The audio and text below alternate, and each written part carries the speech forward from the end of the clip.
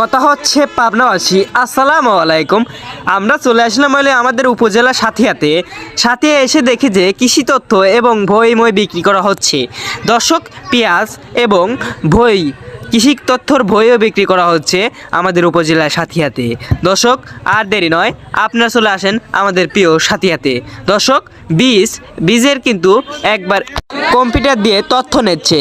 এই তথ্যটা কিন্তু আমাদের একবারে ফুল তথ্য নিচ্ছে। দর্শক, আর মেয়েদের দেখতে পাচ্ছেন খেতা জাতীয় কিছু বিক্রি করতেছে।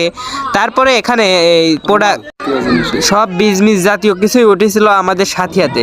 দর্শক, আমাদের পাবনা জেলায় কিন্তু এসব বেশি হয়। সবাই ভালো থাকবেন, সুস্থ থাকবেন, আল্লাহ হাফেজ। আর আমাদের ভিডিওটা কন্টিনিউ এখন দেখতে থাকুন।